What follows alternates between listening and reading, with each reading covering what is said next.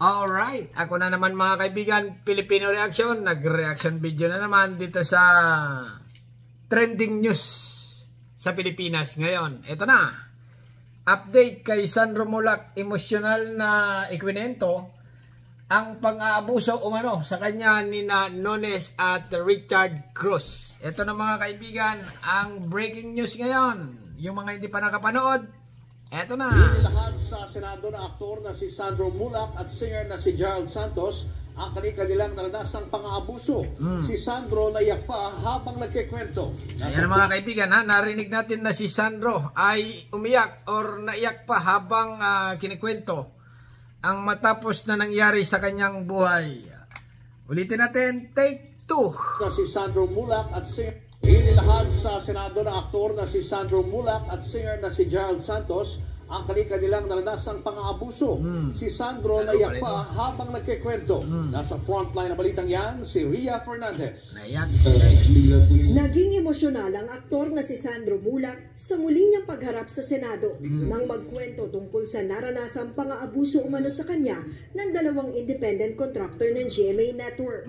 Inilang po ako ni Sir Jojo sa kama. Nila ka. Then, si Dodi Cruz po,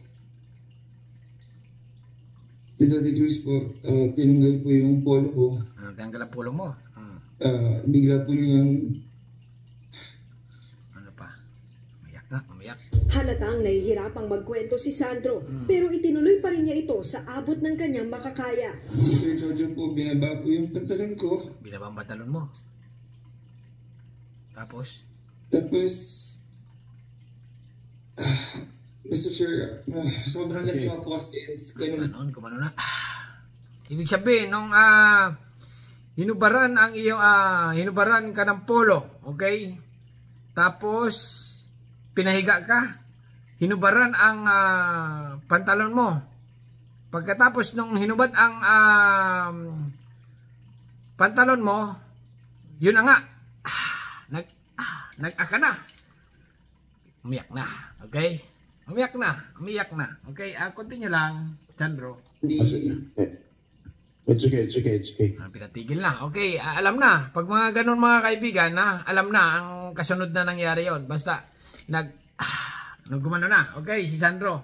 Kahit hindi na natin ikwento ng maayos or hindi na natin pakinggan ng maayos yung salaysay ni Sandro, yun na nga yun. Binaba ay inubaran ng polo, hinubaran ng pantalon ni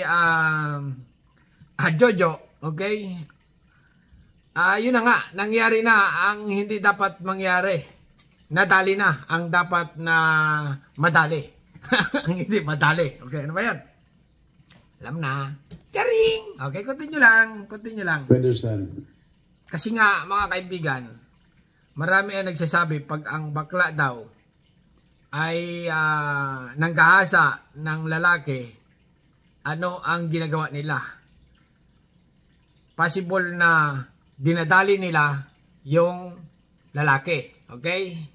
Pagkatapos dalihin nila yung lalaki, ay kinakain nila yung junior. Okay? Ganun na nga, sa issue nga ni Sandro Mulak, kahit din na natin ipaliwanag yung mga ganyang bagay, ay possible na yun na nga ay nangyari na. Okay? Alam na, common sense na lang. Okay? Continue lang. We took turns. Yes po, Your Honor. Stop na, Sandro. Okay, huwag ka na mayak. Absent sa pagdinig kanina si Richard Cruz dahil sumakit daw ang tiyan. Ayon sa kanyang abogado, ang kapwa-akusado lang niya. Nako, ay hindi nagdalo, masakit ang tiyan. Anong klaseng kalukuhan niya, Richard? Talaga naman, ang mga alam na kung nagsasabi ng totoo hindi, or nagsisinungaling. Pag nagsisinungaling ang tao, may dahilan, okay? Possible na ayaw na magpakita dito, baka tatago na sa mga hearing-hearing. Parang si Kibuloy lang ito, ha? Na ayaw dumalo sa hearing kasi nga mukhang may kasalanan. Parang si Alice Go, tumakas na. Ganun na naman si Richard Cruz, hindi na dumalo, masakit ang tiyan. Alam na. Continue lang. Si Jojo Nones ang naroon kanina. Ipinakontempt siya noong nakaraang pagdinig. At ngayon nagkasagutan naman sila ni Estrada. When you saw Ninyo Mula, how did you feel? How did you feel when you saw the father of the one you raped? Siyempre na. Ay, rape talaga. Oh, yan alam na ni ano eh. Alam na, rape talaga ito. Yun na nga, pag ni-rape, ano ba ang ginagawa ng ni-rape? Alam nga naman inaano lang, ano, alam nga hipo-hipo lang. Di ba? May nangyari talaga. Kaya itong si Ninyo Mulak, magaling na artista ito. Siyempre, magagalit talaga ito. Anak niya ang ginawan ng kalukuhan nitong katrabaho pa yata niya sa industriya. Talagang manggigigil, halos maiyak din. Kawawa naman. Kahit sino, namamaos na ako dito. Okay, continue lang. Wala po, Your Honor. And the mere fact po na humarap kami sa kanya is a clear indication of our innocence. Mukhang manyakis talaga ito si ano na ito. Simple lang ano. Did you apologize? I invoke my right to self-incrimination. This is my constitutional... Don't argue! Ayan. Ikaw na nga ano. Yan. Ikaw pa mayabang dito. Yan. And yet you have Tirahin detained mo. me for 8 days, Your Honor. I would like to remind the gentleman, the reason why you were detained, because you were being very evasive of all the questions that I was asking you during the last hearing. Tama nga naman, okay? Kaya nadidetain yung mga nandiyan sa Senado kasi alam ng mga senador na nagsisinungaling. Lalo na ito, alam na ito, ni Senador Jinggoy Estrada, mabilis pick up ito na kung ang kausap niya ay nagsisinungaling o hindi. Oo, ganon. Magaling na senador ito. Kaya nga laging panalo ito di ba? Alam na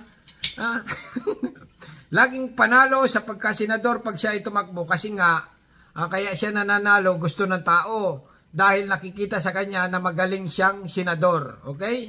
Ayan. Sa susunod dito, panalo na naman. Di ba? Alam na.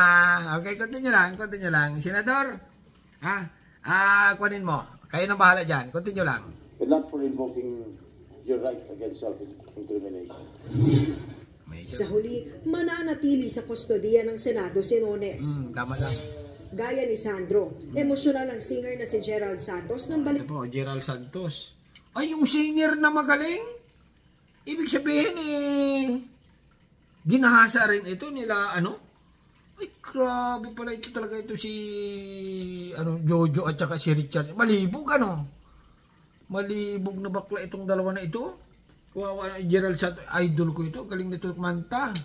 Kailan nakalimutan ko lang yung kanta nito continue lang. ka ng pangahalay umano sa kanya ng isang musical director. Naku, ay hinalay talaga. Diyos mio, Marimar. Ibig sabihin, pag hinalay talaga, tinira. Ganon. Halos 2 dekada na ang nakararaan. Pinangalanan na rin ni Santos ang kanyang tinutukoy.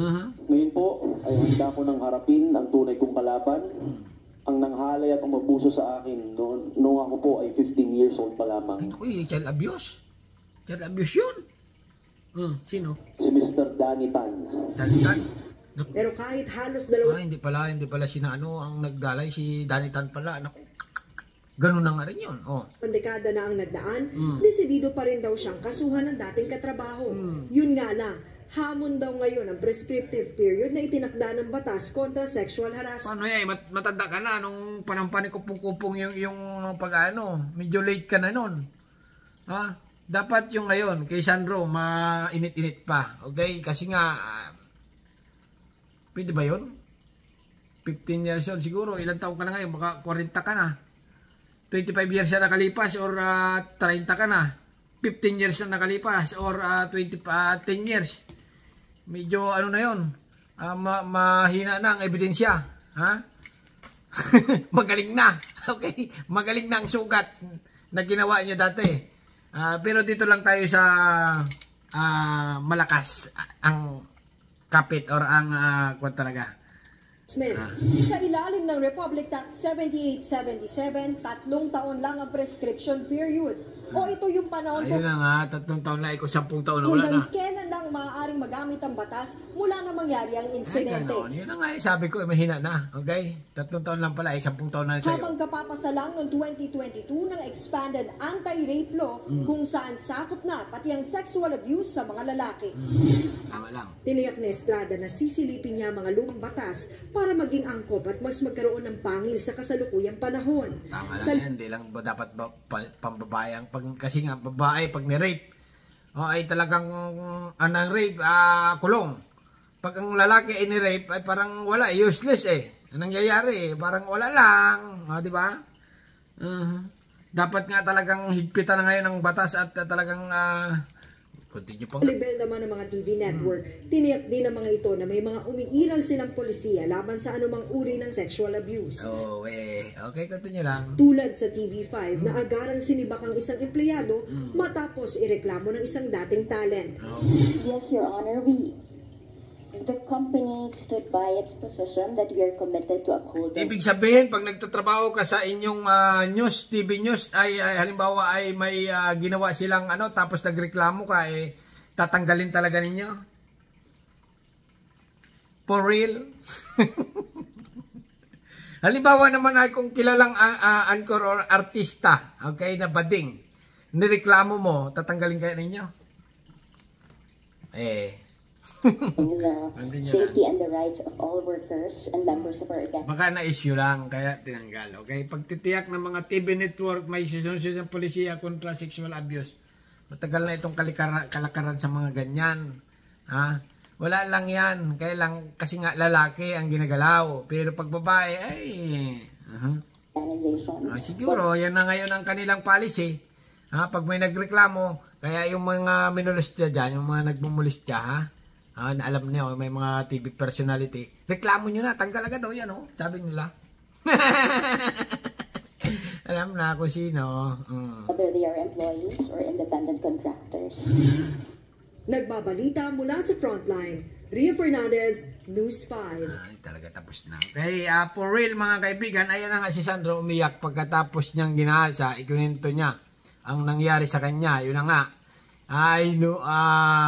Tinanggal. Okay, ulitin ko, tinanggal ang pulo. Hindi muna daw yan pinainom. Ayaw niya uminom pinainom. Pinasinghot. Nung pagkatapos sa singhot ay medyo nahilo-hilo itong bata.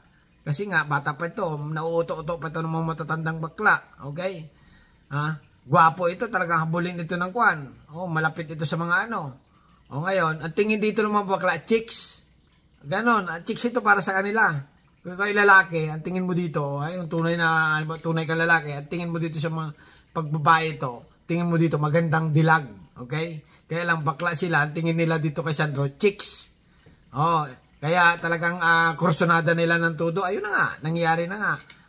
Pagkatapos pinasinghot, ay inubaran ng polo shirt. Pagkatapos inubaran ng pantalon. At ayun na nga, ganun na. Okay. Alam na. Okay, hanggang dito na lang. At subscribe my channel. Ano masasabi nyo? Dito sa nagtitanding. Dami ko ng passer nito. Okay, hanggang dito na lang. At comment, subscribe. Thank you. Bye-bye.